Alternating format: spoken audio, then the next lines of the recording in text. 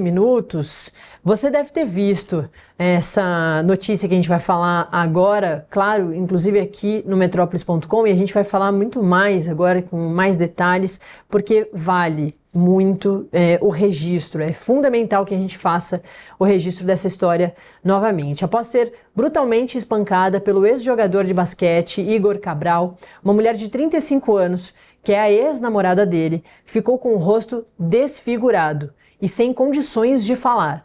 Ele deu mais de 60 socos na vítima dentro de um elevador. A mulher sofreu múltiplas fraturas no rosto e no maxilar. Ela será submetida a uma cirurgia nessa semana e a repórter Natália Cardim está aqui comigo no estúdio para contar mais sobre esse caso de violência contra a mulher horroroso que a gente acompanhou no comecinho dessa semana, né, Natália? Muito bom dia. Bom dia, Nath. Bom dia a todos que nos assistem.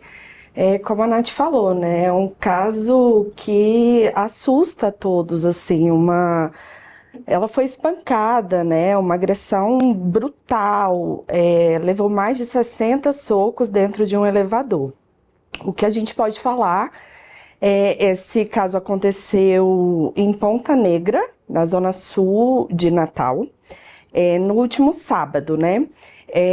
As informações mais recentes que a gente tem sobre esse caso é que essa mulher ficou com múltiplas fraturas, né, tanto no rosto quanto no maxilar, e ela deve passar por uma cirurgia ainda nessa semana, né? Na noite dessa terça-feira, ela se manifestou pela primeira vez sobre esse caso e escreveu nas redes sociais, né, agradecendo toda a ajuda e o apoio, a solidariedade que ela tem recebido de amigos, familiares e até mesmo de desconhecidos, né, que se solidarizam com o caso dela. Outras informações que a gente também já tem de novidade, né, alguns desdobramentos sobre esse caso, é que a Polícia Civil recebeu informações de que a briga entre o casal teria começado em uma discussão ali em áreas comuns desse condomínio, e ele teria até jogado o celular dela na piscina, que era a área onde eles estavam. Essas informações a gente ainda vai pegar mais detalhes com a polícia, né? Enfim, para a gente entender o que aconteceu. De fato, não há nenhuma justificativa, né, para uma agressão, para um caso como esse. Mas ele tentou justificar, né? Ele alegou que ele teve um surto de claustrofobia, o que a gente não pode considerar, né? A gente não pode considerar nenhuma justificativa para uma brutalidade como essa, né? Essa vítima, ela ainda escreveu um bilhete ali, né, no primeiro momento, para informar os policiais o que tinha acontecido, porque ela não conseguia falar. Então ela teve que escrever um bilhete para os policiais para dizer o que tinha acontecido. Nesse bilhete ela falou que ele ameaçou que iria matá-la, e ela permaneceu no elevador justamente por medo. Por medo, ela permaneceu no elevador porque ela sabia que se ela ficasse no elevador, tudo seria registrado e ela teria como provar que foi ele que agrediu. Não, olha que coisa horrorosa, né, Nath? A mulher que pensa numa estratégia para conseguir registrar essas agressões, e que a estratégia era permanecer no elevador para que tivessem câmeras filmando. Até inclusive, imagino, né, que no pensamento dela era de que o porteiro pudesse ver, né, de que a segurança ali do prédio pudesse acompanhar e desse ajuda para essa vítima que foi brutalmente espancada num cubículo, não tinha para onde ela fugir, né, que era dentro de um elevador, e mais um caso aí de nítida tentativa de feminicídio, né? Ela disse, né, que ele ameaçava matá-la, mas ela poderia ter morrido. Ela levou 60 socos na cara, né? Mais do que 60 socos na cara.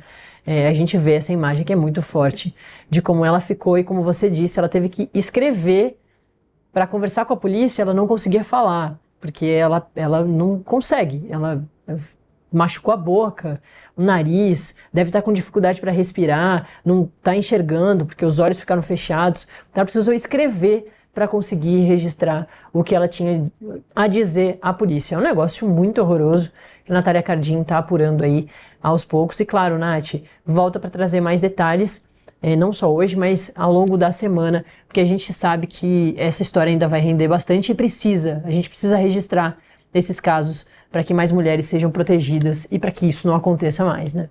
Como você muito bem colocou, Nath, eu só queria complementar, e foi exatamente essa estratégia mesmo, né, de que o porteiro, os seguranças pudessem enxergar o que estava acontecendo ali pelas câmeras de segurança, né, para que ela pudesse ser resgatada com vida.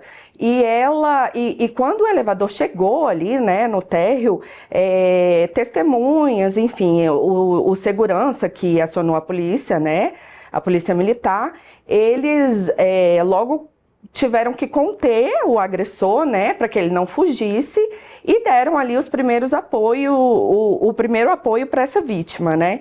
Então é isso mesmo, a pessoa ela tem que se submeter a apanhar para que ela possa ser salva.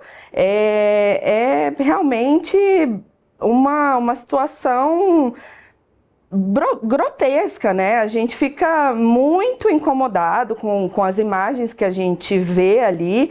A gente teve acesso aos vídeos, né, dessa violência, dessa agressão, e é revoltante. A gente segue aí com as apurações, né, sobre esse caso, para que a gente possa trazer todos os desdobramentos da história.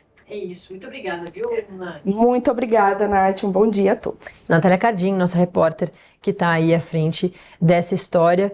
Que importante que é o papel da imprensa de registrar esses acontecimentos, mas também que importante foi o papel desses seguranças, né, que ligaram para a polícia. É isso que a gente precisa também, que todo mundo esteja muito atento a esses sinais que essas vítimas ou possíveis vítimas, né, antes mesmo de sofrerem essas agressões, que a gente fique em alerta e chame a polícia e faça a denúncia.